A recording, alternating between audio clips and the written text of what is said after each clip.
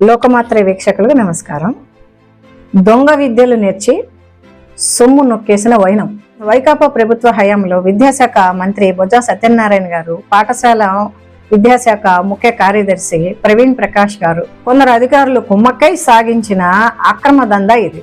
నాటి విద్యాశాఖ మంత్రి బొజ్జ సత్యనారాయణ గారు, ప్రవీణ్ ప్రకాష్ ఏకపక్ష నిర్ణయాలు తీసుకొని పాత గుత్తేదారులకి 772 కోట్ల వస్తువుల సరఫరా బాధ్యతలు కేబినెట్, ఆర్థిక శాఖ, సీఎంఓ ఆమోదం లేకుండానే కొనుగోళ్లు చేసి మార్కెట్ ధర కంటే తక్కువ, అంటే మార్కెట్ ధర తగ్గినా కూడా పాత ధరలకే రిపీట్ ఆర్డర్ని వైకాపా రిపీట్ ఆర్డర్ వేశారు.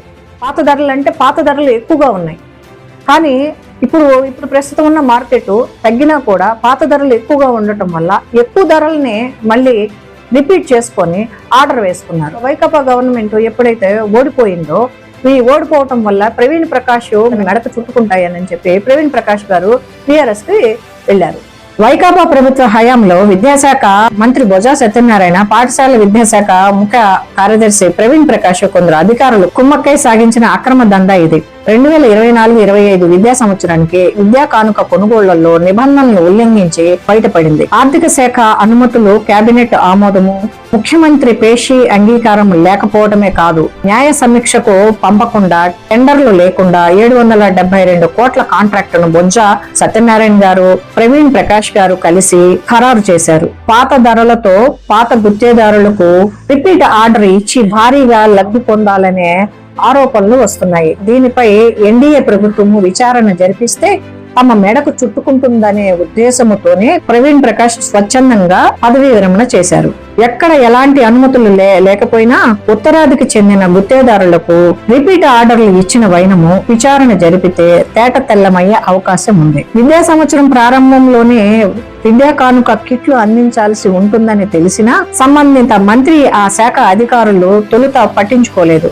తక్కువ సమయంలో కొనుగోలు చేయవలసి వస్తే షార్ట్ టెండర్లు పిలుస్తారు, దీన్ని పట్టించుకోలేదు. టెండర్లు లేకుండా కొనుగోలు చేసేందుకు విద్యాశాఖ పంపిన దస్తాని అన్నిటి ఆర్థిక శాఖ కార్యదర్శి గుల్జర్ తిప్పి పంపించారు.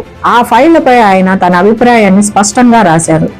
మంత్రి గారైన బొజ్జ సత్యనారాయణ గారు, ప్రవీణ్ ప్రకాష్ పట్టించుకోలేదు. కేబినెట్ లో దీన్ని టేబుల్ ఐటమ్ గా తీసుకొచ్చేందుకు ప్రయత్నించక నాటి ఆర్థిక శాఖ ప్రత్యేక ప్రధాన కార్యదర్శి రావత్ వాదించారు. అప్పటికే ఆ ఫైల్ పై ఆర్థిక శాఖ అభిప్రాయం రాసి వెనక్కి పంపినందున టేబుల్ ఐటమ్ గా పెట్టడం సరికాదని చెప్పడంతో కేబినెట్ లో పెట్టలేదు. ముఖ్యమంత్రి కార్యాలయం అనుమతి కోసము పంపక అక్కడ అనుమతి లభించలేదు. కానీ మంత్రి బొజ్జ సత్యనారాయణ గారు, ప్రవీణ్ ప్రకాష్ ఇద్దరు వారి స్థాయిలో దస్తాన్ని ఆమోదించేశారు. జనవరి 10న జీవో MS2 జారీ చేశారు. పాఠ్య పుస్తకాలు, వర్క్ పుస్తకాలు తప్ప మిగతా 772 కోట్ల విలువ చేసే సామగ్రి పాత గుత్తేదారులకి రిపీట్ ఆర్డర్ ఇవ్వాలని అందులో పేర్కొన్నారు. వైకాపా ప్రభుత్వం ఏర్పడిన తొలి నాళ్లలోనే ఈ విధాన నిర్ణయం తీసుకుంది.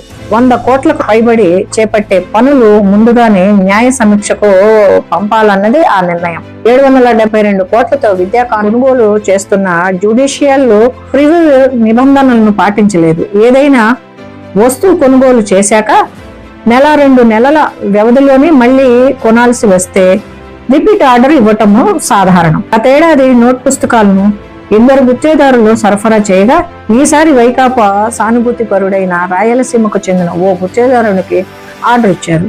భారీగా లబ్ధి పొందిన ఆయన ప్రతిఫలంగా ఓ మాజీ మంత్రికి ఎన్నికల ముందు నిధులు సమకూర్చినట్టు ఆరోపణలు వస్తున్నాయి. కేబినెట్, ఆర్థిక శాఖ ఆమోదం లేకుండా విద్యా కానుకల రీ ఆర్డర్ ని ఇవ్వటాన్ని ఓ IAS తప్పు పట్టారు. మళ్లీ వైకాపా అధికారంలోకి వస్తుందన్న నమ్మకంతో మంత్రి బొజ్జ సత్యనారాయణ గారు, ప్రవీణ్ ప్రకాష్ తన ప్రభుత్వము ఏర్పడ్డాక రాటిఫికేషన్ చేయించుకుంటామని సమాధానం ఇచ్చారు. తీరా ఎన్డీఏ ప్రభుత్వం ఏర్పడటము, బొజ్జ సత్యనారాయణ గారు ఓడిపోవడంతో తమకు ఇబ్బందులు తప్పువనే ఉద్దేశంతో ప్రవీణ్ ప్రకాష్ గారు టీఆర్ఎస్ కు ప్రకటించారు.